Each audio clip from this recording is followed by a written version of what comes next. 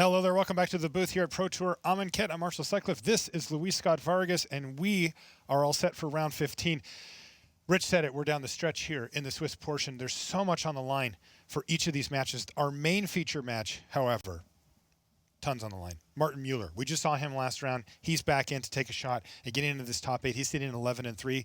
It's not going to be easy, though, for Martin. He's playing against Hall of Famer William Jensen, who is on 10-3-1.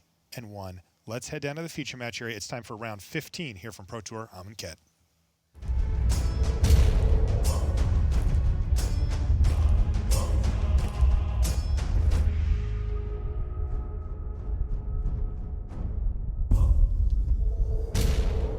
Hello and welcome to coverage of Pro Tour Amonkhet. I'm Marshall Sutcliffe in the booth with Luis Scott Vargas. It is time for round 15 action. Our main video feature match is Martin Müller of Denmark playing for Team Genesis.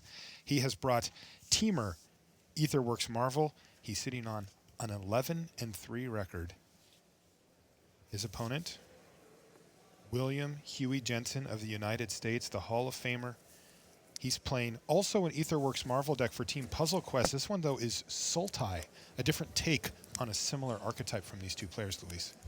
Yeah, I spent the last couple rounds while the booth was in the capable hands of Ian Duke and Marshall Sutcliffe and Tim Willoughby, watching Reed and Huey play, actually. I was very curious how this Sultai Marvel deck worked, and after doing a deck tech with Reed, I spent some time just watching the rounds out on the floor, and Liliana Death's Majesty did a lot of work. I was very impressed. Huey actually got a turn 4 Ulamog, and not the way you think out of a Marvel deck. He went... What? Is there another way? He went Vessel of Nascency, crack it on turn 2, turn 3 Servant of the Conduit, turn 4, play Liliana, reanimate the Ulamog he milled. Oh, so you don't get the trigger, but that's a handful for the opponent to deal with, isn't it? It is, and this Sultai deck plays a little less explosively than the normal Marvel deck. So the goal still is to get to 6 energy and activate Etherworks Marvel, but it's got backup plans like Liliana Death's Majesty, like Traverse the Ulvenwald and Ishkana, where it can play games where it doesn't hit much energy or doesn't hit Marvel. On the other side of the table, we've got Martin Müller playing also a Marvel deck, a little bit more focused on Marvel, more sources of energy, but still cards like Rogue Refiner, Whirler Virtuoso, and the full 4 copies of Chandra Flamecaller. That's Chandra 6, mind you. That gives it a game that does not involve Etherworks Marvel as well.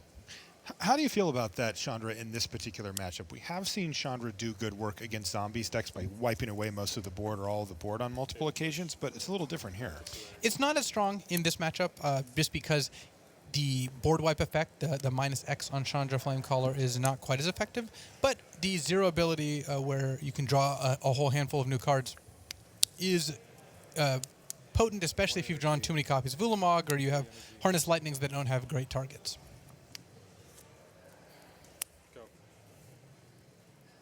All right, so things developing reasonably for both players. Yep. And here we go. All right, let's spin that wheel, as we call it. Etherworks Marvel activated. This could be a huge decider for Martin. So Pantheon, the team, that is Puzzle Quest and D3 Go that William Jensen tested with, they had a rule in their house. If you activated Etherworks Marvel and it took more than 5 seconds, you weren't allowed to put any Eldrazi into play. So what that rule meant was, if you see an Eldrazi, just put it into play. Yeah. If you see a non-Eldrazi, yeah, you can take time to think about it. So that Martin would not have been able to put an Eldrazi into play based on that rule. It is not fun to sit there and watch your opponent hem and haw and then have him go, Ulamog. Earlier in this tournament, Huey played against Dave Williams, who's not on their team but had heard that story. Huey activates Etherworks Marvel, and Dave starts counting down 5, 4. Huey just looks at him. That's great. So Huey has his own copy of Etherworks Marvel now on the battlefield to go with that Rogue Refiner, but he's a little short. Not in stature, but on energy. He's got 3 energy right now, so he's going to need to build up some more before he can activate the Etherworks Marvel, but that is not holding Martin Müller back. No. He's able to activate again and even has an extra one, and boom, within that 5-second window, that is Ulamog. Is this going to seal up game 1 here? It's going to be very hard for Huey to come back because he's short energy, like you said before, so even if he goes land Etherworks Marvel, he's going to be unable to play his own copy of Ulamog. And last turn, his best hope is to just build up more energy and then try to play a Marvel a turn later. Once Ulamog hits the board, there's just no real good way to deal with it. The fact that Ulamog is indestructible means that removal spells tend not to be very effective. Yeah, usually you see Ulamog is the best answer for Ulamog. Interesting part, too, is, this deck can put out a whole heck of a lot of chump blockers. It's not the damage, it's the triggered ability when it attacks, and that does it. Martin Müller wins a very quick game 1 over William Huey Jensen, and Martin moves one step closer to a top 8 here. Potentially. Take a look at the feature match area here in Nashville. That is the trophy in the middle there, and then we've got 4 feature tables going. You can see Eric Froelich down there. I believe he's playing Ken Yukihiro. Yeah, he is. And those sharp of eye can see that was Chris Fennell actually winning game 1 over Reed Duke there. Chris is in an incredibly advantageous position here. He's at 13-1 at the Pro Tour. Now, Reed Duke, he's a little bit more up against it, 11-3. Can you tell us what are the expectations for record as far as making top 8? So from looking at the standings coming into this round, anyone who hits the benchmark of 12-3-1, so that's 12 wins, 3 losses, and a draw, should have a top 8 slot. Okay. And it actually looks like the way it'll break down, 1, potentially 2 12-4s will make top 8, but I would certainly not count on it. And if these players are at 11-3, certainly want to win this round to try to lock up their spot. Okay. Well, we're going to be back with more live Magic, but first, these messages. Looking for a place to hang out and play Magic? Head to your local game store this and every Friday to play Friday Night Magic events. Get more info at magic.wizards.com/FNM. Represent your country at the World Magic Cup at national events. This September, you can compete against your country's best players for the title of national champion. You need Planeswalker points to participate, so keep playing in local events to qualify. Learn about qualifying for nationals at magic.wizards.com/nationals.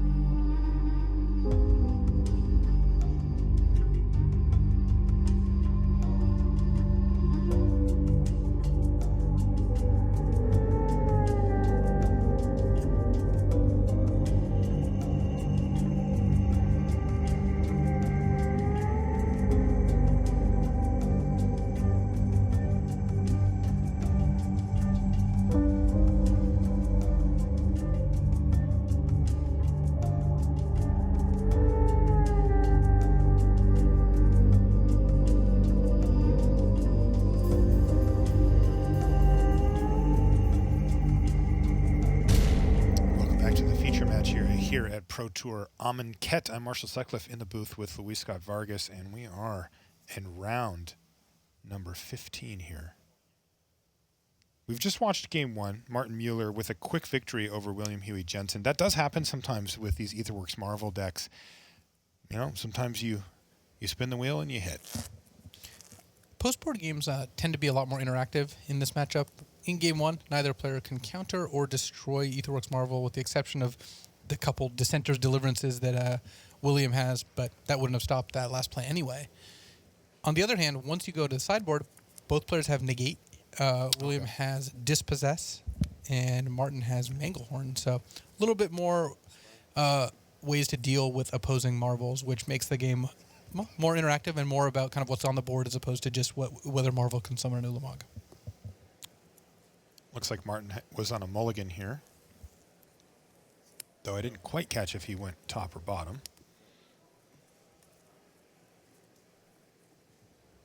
And it looks like William went and got an island with an Attune with Ether. And he's got a Vessel of Nascency and passes the turn back to Martin. Okay, Martin's got the Servant of the Conduit. That is a key piece of the puzzle. Could give him a turn 3 Aetherworks Marvel. And Servant of the Conduit is great in this matchup, especially because both players have incentive to take out some amount of removal. If you take out too much removal and the Servant lives, it's just a straight-up mana acceleration that also just gives you energy. So, pretty strong play, and despite mulliganing, Martin's hand seems quite good.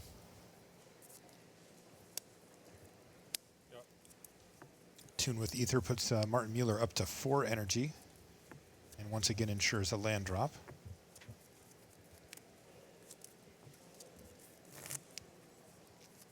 And Martin has Woodweaver's Puzzle-Knot in Aetherworks Marvel, so he's setting up for a turn 4 Marvel activation.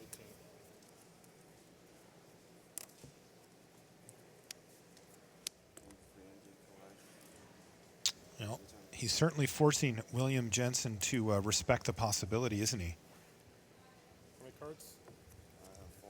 And now William's got to decide whether he wants to cycle Dissenter's Deliverance. And he's decided, yes, I'm going to. He figures even if you play the Marvel, you're going to get to activate it before I can use my Dissenter's Deliverance on it anyway. Maybe he needs a way to answer it or his own copy of Marvel. And now William Jensen is not in a great spot because he has Negate here, but if he leaves up Negate, is doing nothing with his turn. And so he's just leaving the window open for Martin to cast and use Aetherworks Marvel, and I think Martin's going to take full advantage of that. We'll see what comes out. This could be a quick one. If he activates this Marvel and hits Ulamog again, back-to-back turns, that could be Martin Müller putting himself virtually into the top 8 and knocking out William Jensen. Looks like he's going to hold off on that activation for the moment, but you will do it.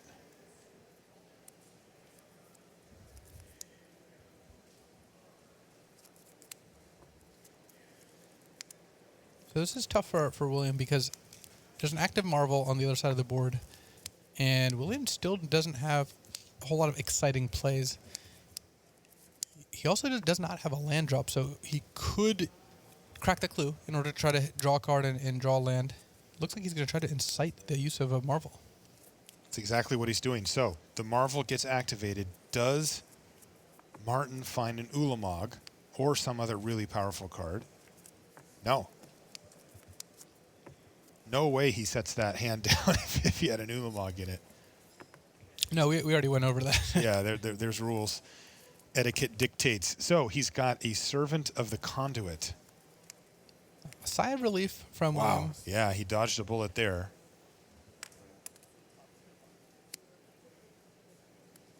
On our back table, Chris Fennell's up a game over Reed Duke, and Eric Froelich up a game over Ken Yukihiro. Jerry Thompson, last we heard, was up a game over Daniel Grafensteiner.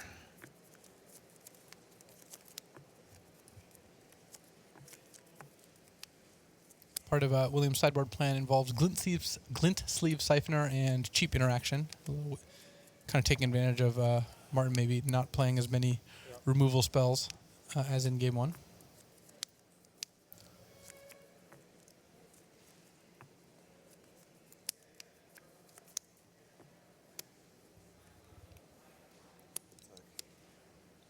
This is a pretty frisky Servant of the Conduit. It's got him twice. And Martin passes the turn back to Huey, but he's going to take advantage of this window where Huey is tapped out. He paid 2 mana to sacrifice a clue, and so the shields were thusly down, and Martin Müller decided to use his removal spell there, the Harness Lightning, to take down Tireless Tracker. And that's perfect for Martin because not only does it kill Tireless Tracker, William's biggest threat, it also gets him to 6 energy. So he's going to get to peak at the top 6 again with Aetherworks Marvel.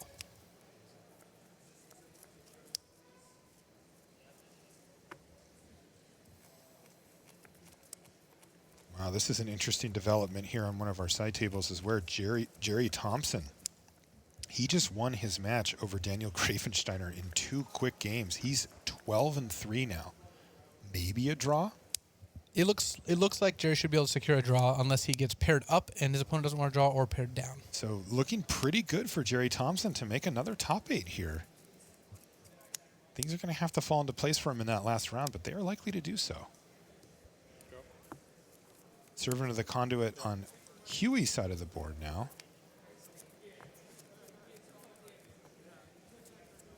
Did he miss again? And by miss, I mean not hit Ulamog. Yeah, it looks like he did. He's going to go for Harnessed Lightning. He's hit a grand total of 4 mana worth of spells off of 2 spins. The problem for William, though, is that Martin's just going to keep getting to take more and more looks, and he's not going to miss every time. Right. Yeah, Huey has not been able to get that Aetherworks Marvel off the battlefield. He did have that Dissenter's Deliverance, but he needed to cycle it earlier in the game. And now that Aetherworks Marvel is getting spun multiple times, twice already this game.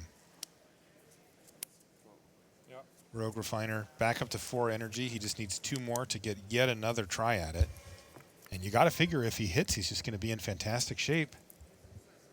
The way this is going, ahead on board. Martin's not going to need to hit a Ulamog to win this game. As long as he keeps hitting just playable cards off Marvel, he's still going to run away with it.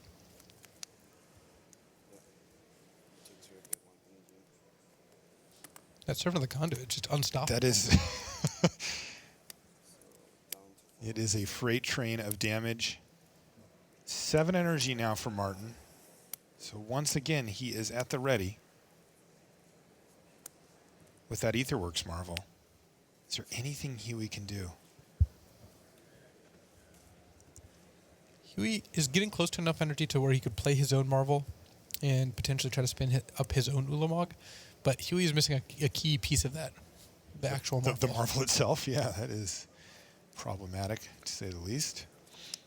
He's got the Ulamog part of the equation. No, that is doesn't work that way, does it? Not so much. Yeah, he's not even close either on terms of mana. Like we saw when Oliver Ox had multiple Ulamogs in his hand, all 3, in fact, the entire game yesterday. Having Ulamog in your hand is certainly a liability.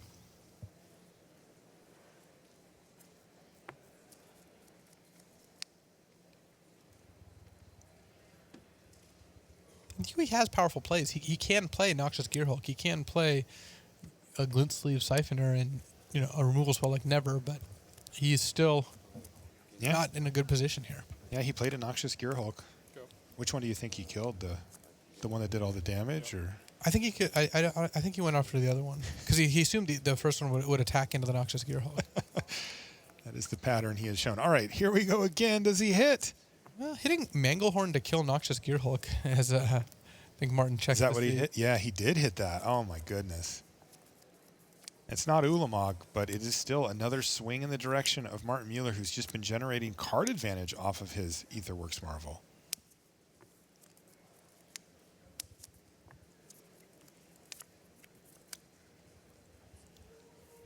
Usually we think about it in terms of, jumping up 5 or 6 slots on mana, but he's also just cast free spells off of it all game, and like you said, just sort of just incrementally been getting ahead.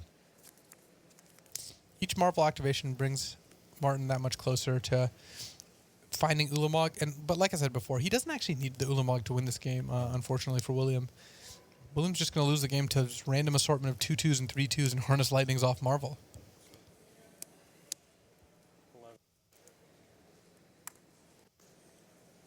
William's going to fall down to 11. And now he's even facing down a Tyler's tracker in addition to the rest of the board. Glint Sleeve Siphoner was the draw step there for Huey. If that thing survives, it could become a source of card advantage for him. He's got a pair of them now. But that's his only plays for the turn, are just these two 2-1s with Menace. And while only at 11 life, William does not have the luxury of just ignoring all of Martin's creatures. Martin can start attacking, and William's going to have to start blocking and still take a bit of damage.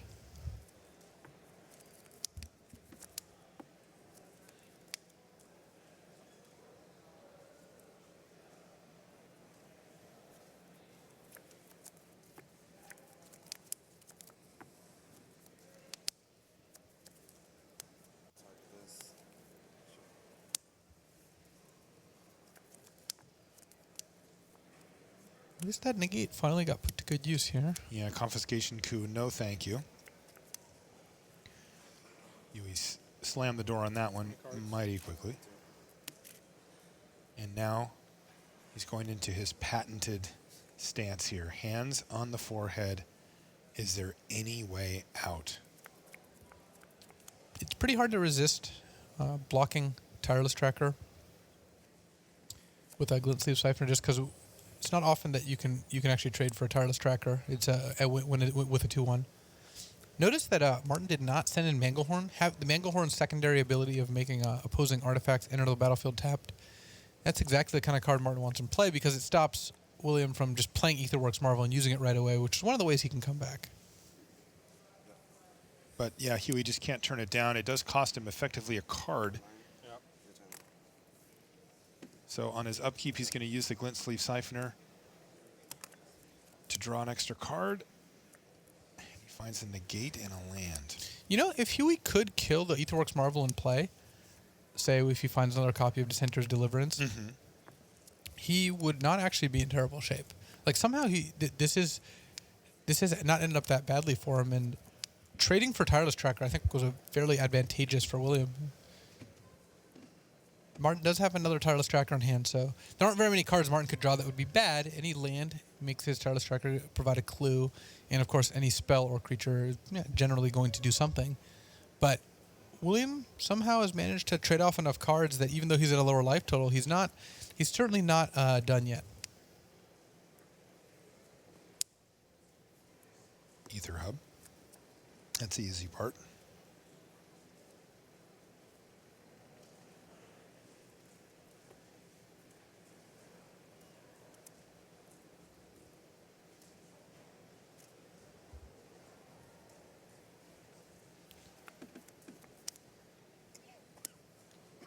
Never destroy target creature or planeswalker. And he's going after the Manglehorn. That does get Martin Müller one away from the Aetherworks Marvel again, where he's almost for sure going to hit an Ulamog, right? I mean, there's, 20 cards on the bottom of his library that aren't Ulamog?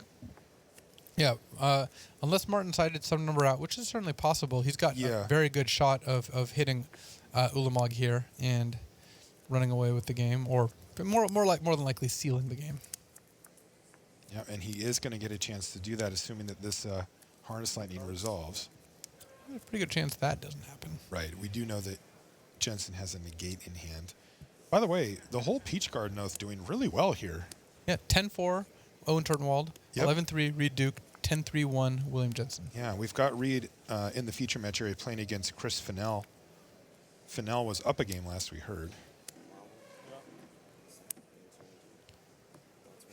But they are at least coming into this penultimate round in contention for top 8, which is, I suppose, not a huge shock, but pretty impressive nonetheless. So Martin made a kind of neat play that, Marvel pilots have seen before, which is play second Aetherworks Marvel. Because they're legendary, choose one to keep.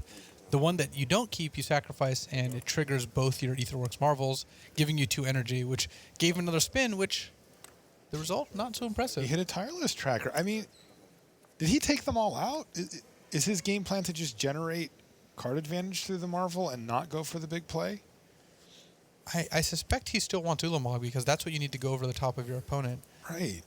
You know, William drew 2 lands this turn, one from Glint Sleeve Siphoner, one from his draw step. He's going to be able to cast Ulamog next turn.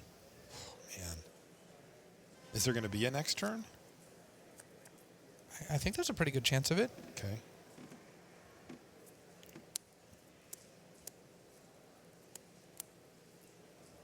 Jensen's been behind this entire time. Ooh, here's Liliana.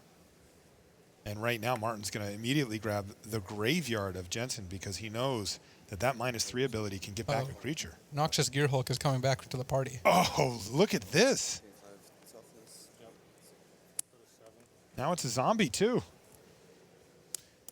Somehow Jensen Is Huey ahead in this game? is ahead if he... I mean, he has spun that thing 5 times, right? Yeah. At least 4. Minimum 4. I believe it's 5 times. Well, drawing a land is actually fairly good for Martin because that clue also generates an energy. Yeah, he's at And 3. William still needs 2 turns actually from here to play Ulamog, but he's drawing 2 cards a turn. The Glint Sleeve Siphoner, just a steady flow of card advantage for Jensen. Down to 4. And down to 6 life. He found another Siphoner. What was that off the top? Demon of Dark Schemes. Oh, really? So now William can play Demon. It won't kill the Tireless Tracker, unfortunately, for him. But once he has Demon of Dark Schemes in play, he can spend energy to bring back creatures and, well, start getting to the point where maybe an Ulamog isn't even enough. Yeah, he can pay 2 and a black and 4 energy to put a creature card from a graveyard onto the battlefield under his control, tapped. How in the world is Huey even still in this game? So that worked out really nicely for William. Because Summarize. Because Glint Sleeve Siphoner has Menace, Martin had a double block. William assigned 2 damage to the Tireless Tracker, which doesn't kill it. Then he plays Demon of Dark Schemes, giving all creatures -2/-2.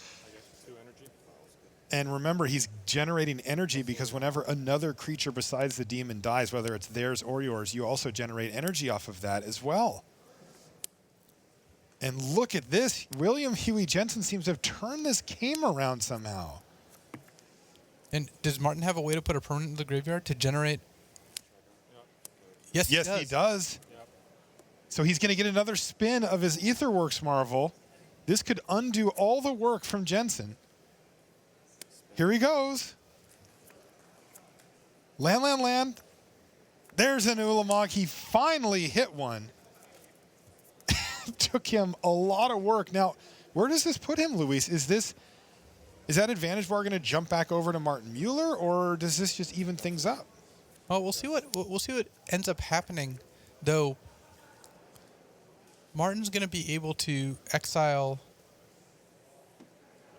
some combination of Demon, Noxious Gearhulk, Liliana, and Glint Sleeve Siphoner. There's a lot of actual threats in play. Right.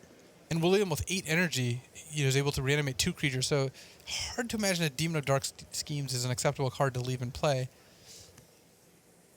We are talking, of course, about exiling here. Yeah, and he's going to take out the Demon and Liliana.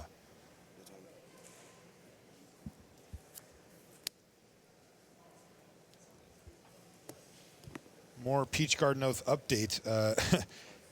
Reed Duke has won Game 2 against Chris Fennell in a real squeaker and forcing a Game 3 on the back table while William Huey Jensen battles out here. We had Owen Turtenwald on one of our side tables not in the feature match. I do not know the result of his match. He has no wiggle room, though. He's sitting at XM4.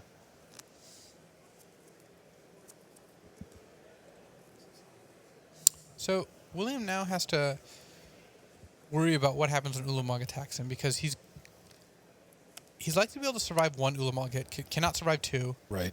But if he can survive 1, I think that he can get to the point where he can hardcast Ulamog next turn. And just take care of the other one. No Marvels in sight for Huey Jensen. No, he is yet to... Well, there's one in sight. He milled one. It's literally his graveyard. Yeah. We can see it from right here. Yeah. I'm kind of flavorfully thinking it's underground. There it is. You have no energy? You hear William say, "You don't have any energy?" He's only gone through 30 energy this game.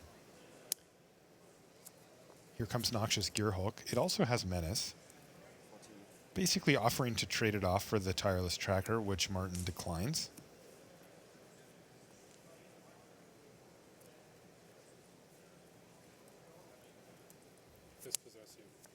Dispossess you. Etherworks Marvel.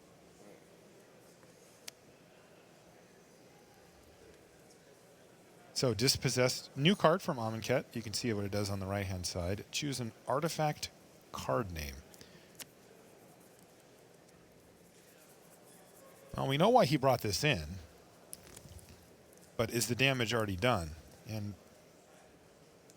I mean, this isn't a high-impact play at this point. William's casting this card because Dispossess is in his hand, and he had nothing else to do with his mana. It is not a high-impact card, but he wants to name Etherworks Marvel before any come into play. Yep. One kind of hand. Yep. So he does want to take the Etherworks Marvels out of his opponent's deck? Each one counts as 2 energy. Okay. I mean, there's an argument to, letting him draw them. 26, is that what? Yeah, Martin 26 said? is plenty to survive 1 hit, and of course, very short of surviving 2. Because with 6 cards left, William can finish this game before he goes through all 6. All right, this one's going to come right down to the wire. Oh, wow, that was a great draw. What did he hit? He hit Attune with Ether, which gets him to 3 energy. Then he can cast Confiscation Coup and go up to 7 energy. So Martin can get another spin with this Marvel here.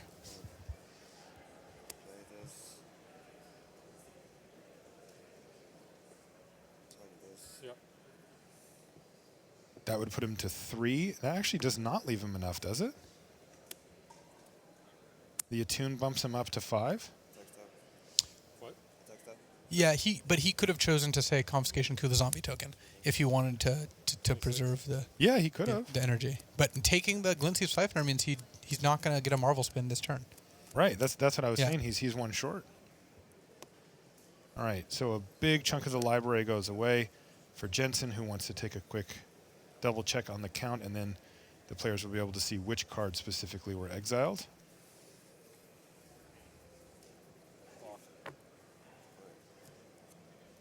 And Huey's going to block. So William's going to get to cast Ulamog this turn. He has 9 lands and a Servant of the Conduit. The exile trigger, exiling the opposing Ulamog certainly, and either Etherworks Marvel or Tireless Tracker, likely Etherworks Marvel given that Martin is sitting on 5 energy. And then Williams also has close to lethal in play. Müller's down to 14. Took a pretty big hit last turn from that Noxious Gearhulk. And here it goes. There he goes. Ulamog goes on the stack. Look at this. William Huey Jensen has cast Ulamog of his own the hard way.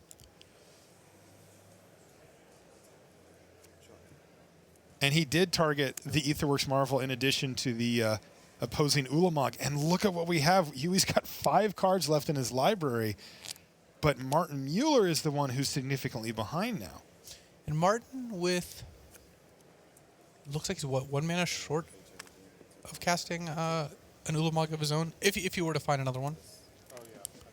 I didn't move. 2 mana short? Sure. No, 1 mana short. So he can actually cast Ulamog if he drew one. Which he did not. He did not, but he gets to Tireless Tracker to take another shot, but can't cast it this turn if he finds it. Wonder how many cards Martin has in his library. I would assume that... thank you, Huey. I'm assuming that he has 2 shots still. Or it's a 2-hit clock in that way. Though this game has gone a long time, and Martin really has played a lot of attunes. He got dispossessed for a couple cards. Yeah. Like, could that be the difference in getting There's milled? certainly a very big chance. Wow. What a fight here. This is great stuff.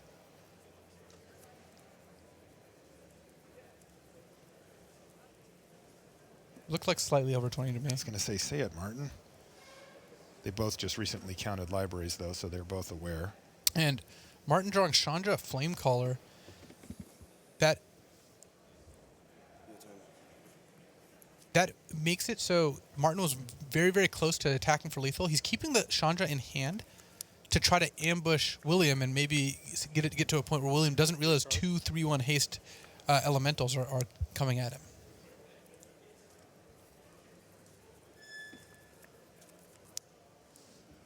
Looks like 23 or 24 cards left, most likely.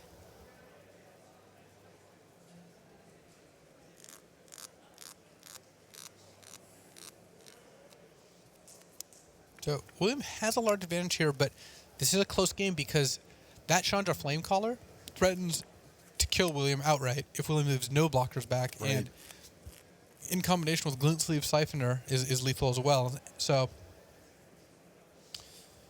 William has to decide how he wants to attack. The safest play is to attack with just Ulamog. And that's what he's going to do. That means that Martin Mueller's going to get another turn. But I have to imagine, was there a shuffle? Yes, he did attune with Ether. All right. So this is a shuffled library. We do not know the order of these cards. And William's just He's just looking for Ulamogs. Ulamogs, going Ulamog hunting. It's all about the Mog here. Let's, oh, couldn't see it there. And Martin, you're probably going to want to take a look. No? He didn't look. Liliana Death's Majesty. That would have She's going to get negated here. that would have basically locked it up.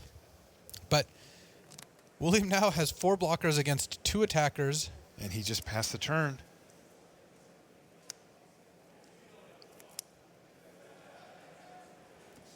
And it looks like Chandra can -4, which if it will kill the Noxious Gearhulk, will let the Tireless Tracker attack in for lethal. Wow. Huey has no cards in hand, correct? He has no cards in hand. Man, what an ending. So now that What he an was able ending. to resolve Liliana, that Chandra actually will finish the game. It will finish the game. Unbelievable. What a crazy great game. Now the combination of Manglehorn plus Chandra as well.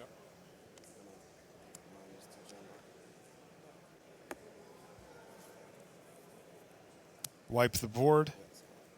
And he says, I'd like to take that home with me. And that's That'll going do to it. do it. Martin Wow. Mueller defeats William Huey Jensen. I told you it wasn't going to be easy, Martin. Game 1 was kind of smooth sailing. But that one was a hard-earned victory for Martin Mueller. And he has virtually locked up a spot in the top 8 with just 3 losses going into the last round. Now, it's not guaranteed, but it's he's a pretty big favorite to be in the top 8 with that record. Yeah, as long as he avoids getting paired up or paired down and he gets in and is able to secure a draw, he should be in. What a game. Yeah, that was a real back and forth game. Looked like William was losing almost the entire game until the point where it looked like he was very far ahead, but that Chandra Flamecaller had a huge effect on the board, and the only thing William could have done to not lose to that was to not attack with Ulamog, but that would have also left him not finishing the game. Right. So, one more match to go. That's Reed Duke. He's playing against Chris Fennell. Reed Duke, of course, part of the mini testing team of the Peach Garden Oath, which is William Huey Jensen and Owen Turtenwald. Owen, he lost this round as well. He played against Gerard Fabiano, picked up his 5th loss, so he will not be making his a top 8 here this weekend. Just another great finish for Owen he'll have to settle for. In the meantime, Reed, you're our only hope. He's sitting at 11-3. If you're on the Peach Garden Oath bandwagon, this is your last fighter. Chris Fennell, on the other hand, he's in. He's number 1. He's clear of the field by a lot. So, Lingering Souls is going to be putting at least one player in the top 8. So, great stuff there for that team.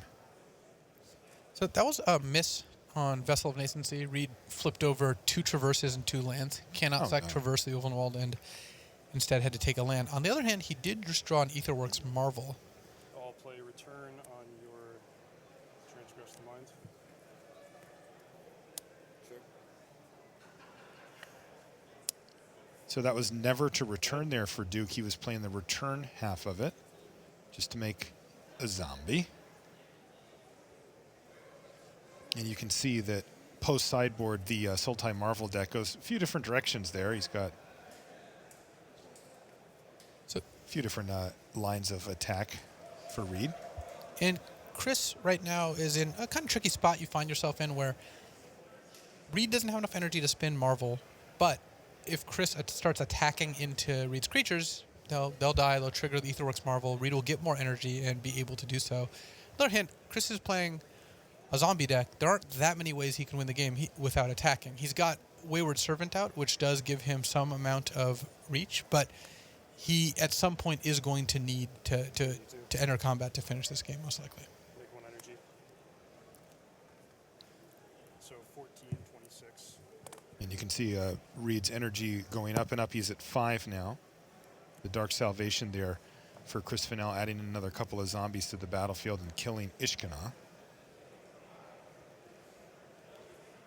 And see if Chris lines up attacks, because Reed has 3 2/2s and 2 1/2s versus 3 2/2s and 3 3/3s on Chris's side. They're just summoning sick. I didn't want to attack them. Sounds like Chris is planning an attack. Yeah, I think he had those zombies as tapped on accident. He said, well, they're summoning sick and I don't want to attack with them on accident. Oh boy, this is a big attack actually. Gideon's going to emblem. He's just cashing in Gideon here and jamming for a lot. This is game 3, by the way. Reed is going to have to make some pretty serious blocks just to keep his life total high. So all zombies are +1/+1, and so are all of Chris Fennell's creatures. Zombies getting an additional ++1, and those knight allies being 3/3s as well. So Reed can, if he wants to kill something like Wayward Servant, say, he can double block it with zombies or triple block, putting 2 spiders and a zombie on it. Reed, unless he does a lot of chump blocking, though, is going to take a lot of damage. And unfortunately for Reed, Yeheni's expertise, he's got multiple copies of that post-board, doesn't quite kill the zombies at this point. They're all 4/4s.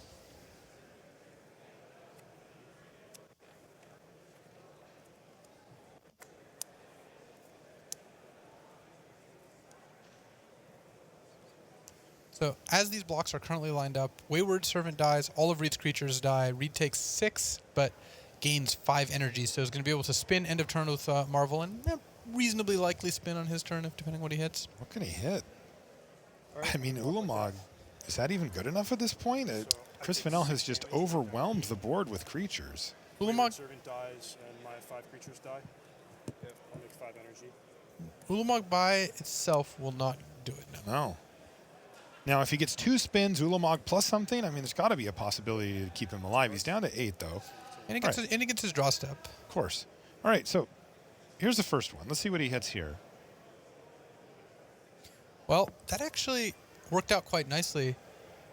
In terms of what he could hit, he has Yeheni's expertise, and remember, 2 of the zombies that attacked have damage on them, so that Yeheni's expertise will wipe everything from Chris's board except for the 2 new zombies. The 2 new zombies. Okay. Unfortunately for Reed, that still leaves him facing down lethal, though. The other 2 zombies represent lethal. They do. But I don't know how much better he can necessarily do. I'm going to legend rule and get 2 energy. Well, he's going to guarantee another spin here rather than play that. Play it that way. Again. And he's going to do it again. What can he hit?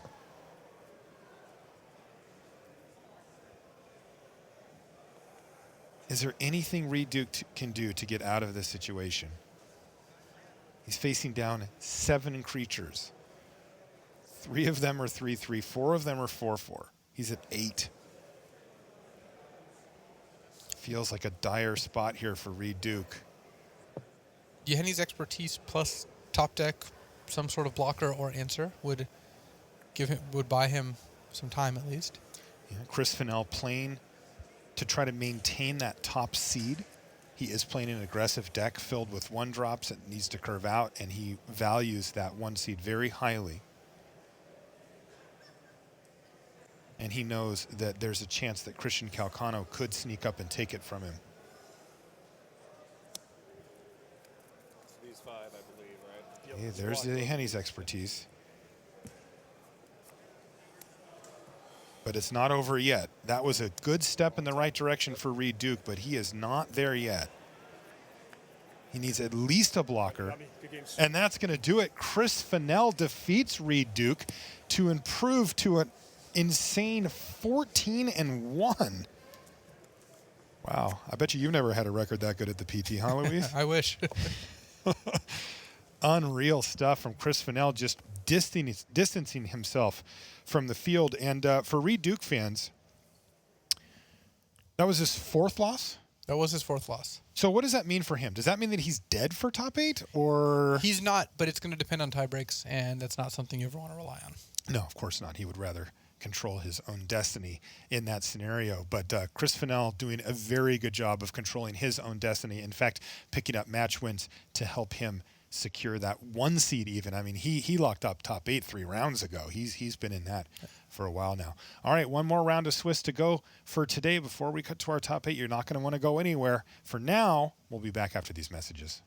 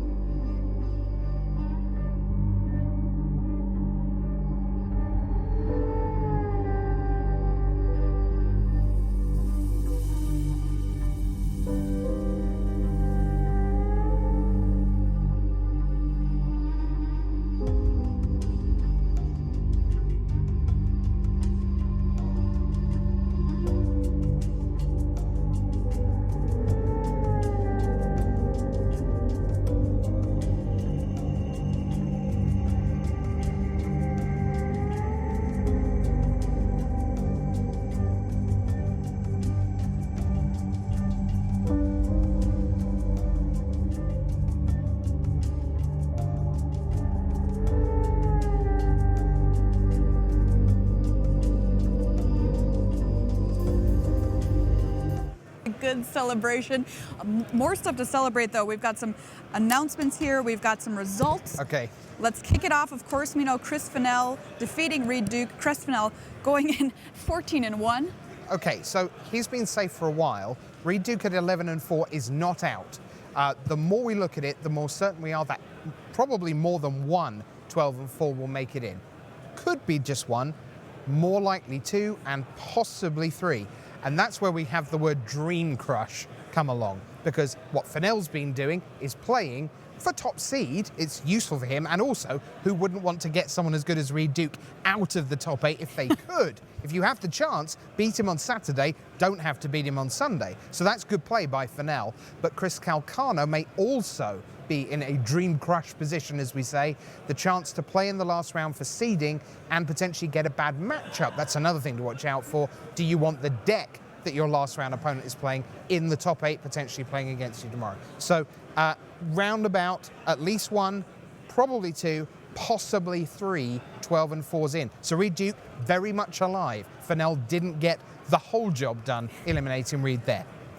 Like you mentioned, Christian Calcano shook hands with Mark Tobiasz, both sitting at 12-2 and 1. Fantastic. So they're both in. 12-2 and 1 with 1 round to go. Guaranteed in. No way 8 people get above 37 points. Grats to them, they're in. So that's 3. Fennell 1, Calcano 2, Tobiasz 3. Ken Yukihiro defeats Eric Froelich. Ken Yukihiro moving to 12-3. Eric Froelich at 11-4. Okay, so that doesn't put Yukihiro in, and it doesn't put Froelich out. What it does do is put Yukihiro within a handshake of the top 8. A single point is enough if he can find someone else on 12-3 willing to take the handshake. But then at the other end, 11-4, Eric Froelich still very much live for one of those 12-4 slots. Jerry Thompson, similar situation, currently at 12-3, defeating Daniel Grafensteiner at 11-4. So, for example, Grafensteiner might get paired against Froelich. They would play, one of them would get to 12-4. Meanwhile, Jerry Thompson might be the answer to who can Ken Yukihiro shake hands with in the last round. There's 2 12-3s who could handshake. Then, of course, we saw it. Martin Müller improving to 12-3 over William Huey Jensen, drops to 10-4 and 1. Right, now this is an elimination because Billy Jensen, with his draw, guaranteed the best he can do now. We've said it through the afternoon. 11-4 and 1, 34 points. Not enough. No way. All right, we've got Ryan Cubitt on 11-4 over Javier Dominguez, dropping to 10-5. Well, listen, that's the first time I think we've said Javier Dominguez's name out loud. And I saw him on table 6 this round and went, where did you come from? He's obviously come from way back in the crowd to get to the verge of the top 8, but he has now lost. So Javier Dominguez is out, the 5th loss, gone. Kelvin Chu just won a GP on 11-4, beats Peter Virian, who drops to 10-5. Right, so Viren gone for Belgium, and meanwhile Kelvin Chu very much alive at 11-4, goes into the 12-4 tiebreaker mix. Patrick Dickman improves to 11-4 over Ray Perez, dropping to 10-5. Okay, now, of course, Dickman is on the Jund Gods deck. You can check out the deck tech from yesterday. He is in contention for another Pro Tour top 8. But, again, where do the tie breaks go? If you've been hearing the names through the weekend, that means they've been near the top of the standings, most likely, and that's good for tie breaks. If you haven't, like Javier Dominguez, for example, well, his tie breaks probably weren't that great in any case. Dickman, my guess, is somewhere in the middle of the pack. We'll get standings in just a little bit. All right, here's another 11-4 Seth Manfield over Li Shitian.